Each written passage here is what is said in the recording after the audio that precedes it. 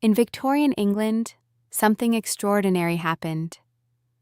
The battle between faith and science didn't produce a winner.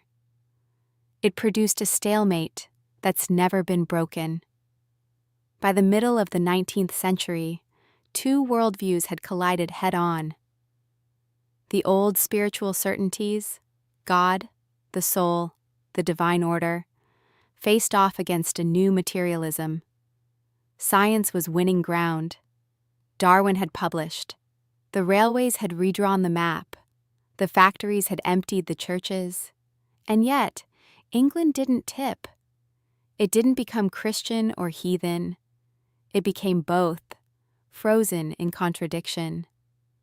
What happened instead was something stranger. The religious retreated deeper into religion. Men like John Henry Newman, the Oxford theologian who converted to Catholicism, became not less devout, but more so. They couldn't compromise. They couldn't stand in the middle. The pressure of the skeptical age forced them to extremes: elaborate theology, mystical intensity, almost defiant piety. They were defending a fortress under siege. At the same time, the rationalists did the same thing in reverse. Men like Thomas Huxley, the biologist, became not quietly skeptical, but aggressively so. They couldn't simply doubt. The cultural moment demanded they fight. They wrote polemics. They gave lectures. They turned doubt into doctrine. Both sides hardened.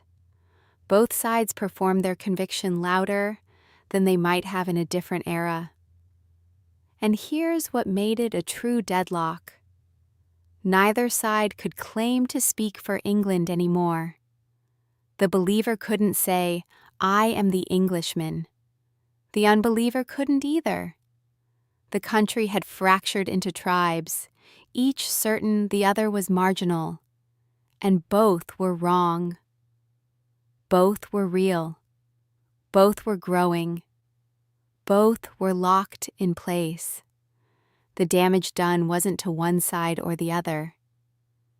It was to the very idea of a shared national culture.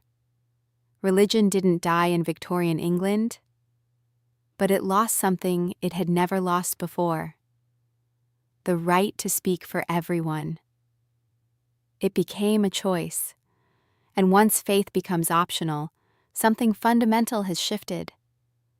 The question lingering in that stalemate: did England ever actually resolve it? Or are we still living inside that same Victorian deadlock today?